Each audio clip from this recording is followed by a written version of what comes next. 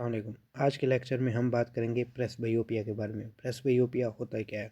Presbyopia basically insufficiency of accommodation है due to advancing as, यानी कि जब हम 40 साल के होते हैं या 40 साल से अबव हो जाते हैं तो उसमें होता यूँ है कि हमारी जो आँख है, हमारा जो लेंस है वो प्रॉपर अकोमोडेट नहीं करवा पाता, जिसकी वजह से हमें प्रेसबायोपिक यानी कि नज़दीक का नंबर लगता है। नॉर्मल आपने देखा होगा, जो हमारे बुज़ुर्ग हैं यानी कि हमारे ख़ानदान में कई ऐसे लोग होते हैं, वालिदैन को देख लें जो 35-40 साल की एज के होते हैं, तो उनको नज़दीक का काम करने के लिए चश्मा लगाना पड़ता है। उसमें बेसिकली होता यूँ है, क्योंकि वो उनकी एज जैसे बढ़ती है तो उसकी वजह से वो प्रॉपर अकोमोडेट नहीं कर पाते, उसकी वजह से उनको प्रेसबायोपिया हो जाता है। अब इनकी वजूहात की बात करें तो फिजियोलॉजिकल फेलियर ऑफ अकोमोडेशन एक उसकी वजह से, यानी कि अब फिजियोलॉजिकल चेंजेस आती है हमारे जिस्म में, तो उसमें सबसे पहले क्या होता है कि जो हमारा लेंस है, क्रिस्टलाइन लेंस, एज के साथ साथ सख्त हो जाता है। कुदरती तौर पे हमारी आँख में जो लेंस है वो लचकदार है,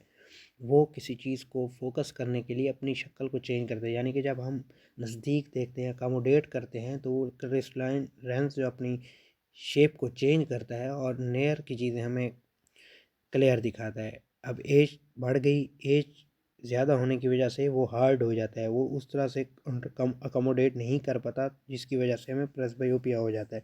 उसके अलावा यकीनन एज के साथ साथ सीरी मसल सस्पेंसरी लिगामेंट जो होते हैं वो भी कमज़ोर होना शुरू हो जाते हैं, या हम ज़्यादा नज़दीक का काम करें तो एक वजह ये भी है कि हमें प्रेसबायोपिक ग्लासेस लगते हैं। हाँ, और अर्ली स्टेज ऑफ जो क्लोज एंगल ग्लाकोमा होता है उसमें भी प्रेसबायोपिक ग्लासेस, उसकी वजह से भी प्रेसबायोपिक ग्लासेस लग सकते हैं। अब ऑनसेट देखा जाए तो प्रेसबायोपिया कब शुरू होता है, मैं पहले बात की है कि एक नॉर्मल पर्सन में तकरीबन 40 साल की एज में उसको प्रेसबायोपिक ग्लासेस लगना शुरू हो जाती हैं।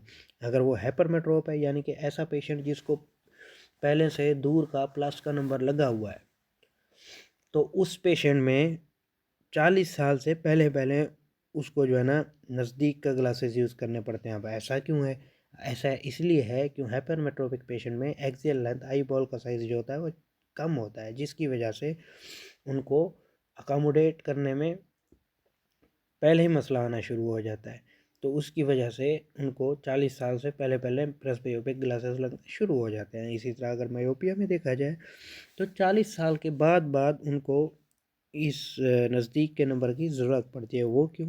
वो इसलिए क्योंकि मायोपिक पेशेंट में आई बॉल का साइज़ बहुत बड़ा होता है, यानी कि एक्सियल लेंथ बड़ी होती है, इसकी वजह से उनको 40 साल के बाद कहीं जाके प्रेसबायोपिक नंबर लगता है। अब सिम्टम्स की बात की जाए तो सिम्टम्स में सबसे पहले यही पेश आएगा कि हमें जो रीडिंग्स वाली चीज़ें होंगी, फॉर एग्ज़ाम्पल हम कोई भी चीज़ बुक रीड करते हैं तो रीड करने में मुश्किल आएगी। जो बारीक मोटे लफ्ज़ होंगे वो तो आसानी से पढ़ लेंगे, लेकिन बारीक लफ्ज़ों को देखने के लिए हमें मुश्किल का सामना करना पड़ेगा। या जैसे कुछ लोग सुई धागे का काम करते हैं तो उसके लिए सुई में धागा डालने में भी उनको प्रॉब्लम आती है।